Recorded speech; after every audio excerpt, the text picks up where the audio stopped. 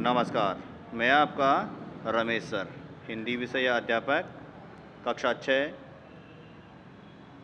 हिंदी गुलमोहर। आपका हमारे YouTube channel में हार्दिक स्वागत करता हूं।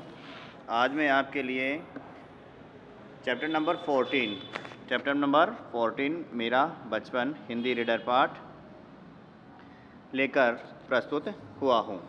इस पाठ के प्रश्न उत्तर हल करेंगे, अभ्यास करेंगे। प्यारे बच्चों, जैसा कि पहला प्रश्न मौखिक होता है और दूसरा प्रश्न भी मौखिक होता है, तो पहला प्रश्न आपको खुद को उच्चारण करना है, शुद्ध उच्चारण करना है।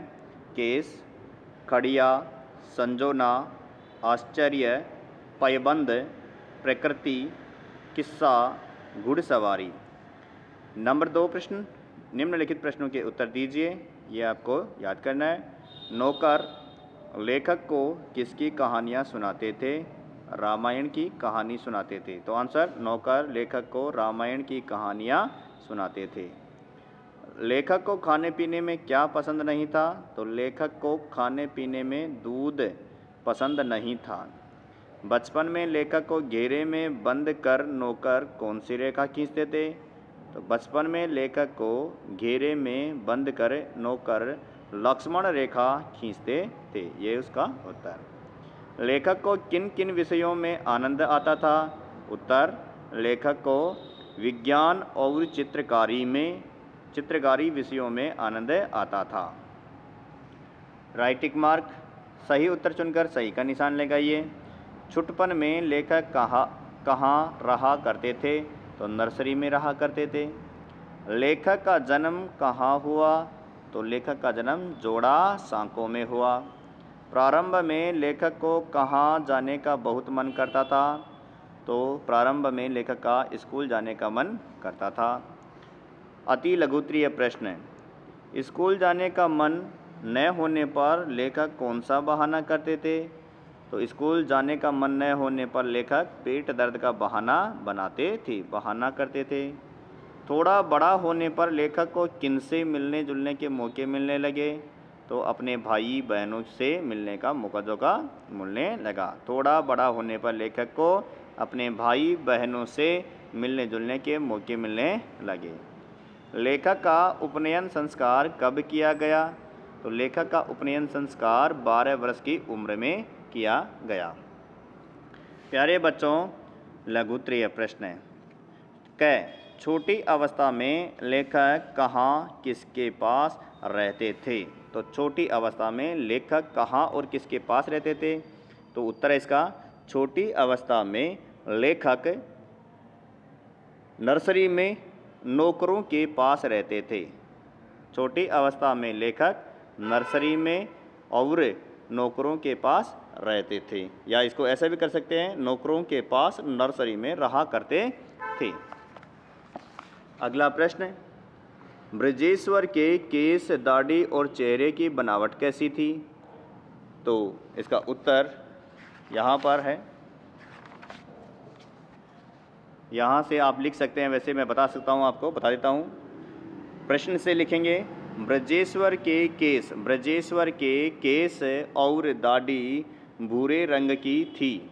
चेहरे की चमड़ी सूखी और तनी हुई थी। यहाँ तक इसका उत्तर है। ब्रजेश्वर के केस और दाढ़ी भूरे रंग की थी और चेहरे की चमड़ी सूखी और तनी हुई थी। यहाँ तक इसका उत्तर। अगला प्रश्न,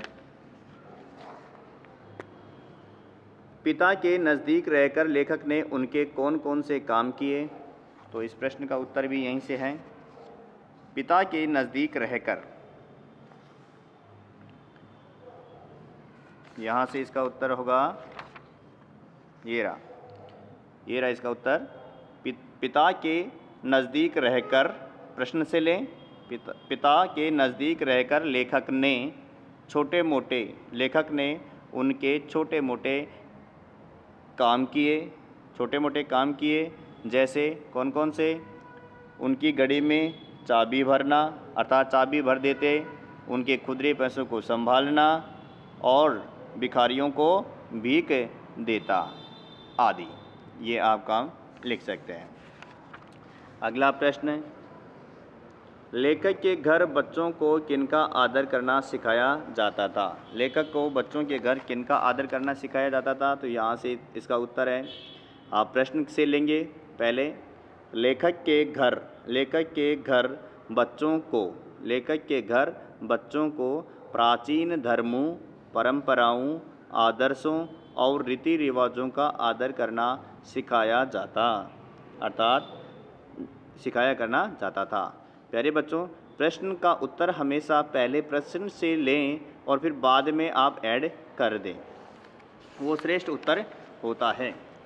दीर्घ उत्तरीय प्रश्न, लेखक ने अपने नौकर के स्वभाव और कार्यों का वर्णन किन शब्दों में किया है? तो इसका उत्तर यहाँ पर जो लेखक का जो स्वभाव है वो स्वभाव बताया गया है यहाँ से। तो सबसे पहले हम लिखेंगे, लेखक ने अपने नौकर के स्वभाव और कार्यों का वर्णन करते हुए लिखा है कि मेरे नौकर का नाम ब्रजेश्वर था। उसके केस और दाढ़ी भूरे रंग की थी, चेहरे की चमड़ी सूखी और तनी हुई थी, स्वभाव से वह गंभीर था। पहले वह गांव के किसी स्कूल में पढ़ाया करते थे और छुआछूत के मामले में बहुत कठोर था। छुआछूत के मामले में, यहाँ से लिख दें आप, पहले वह गांव के किसी स्कूल में पढ़ाया करता था, छुआछूत के मामले में बहुत कठोर था। बच्चों को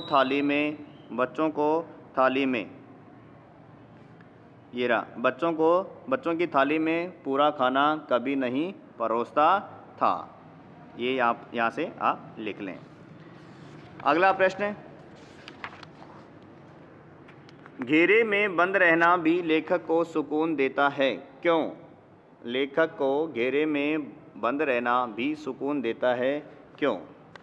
तो प्यारे बच्चों, इस प्रश्न का उत्तर आपको यहाँ से मिलेगा, ये रहा। तो पहले प्रश्न से लिखें,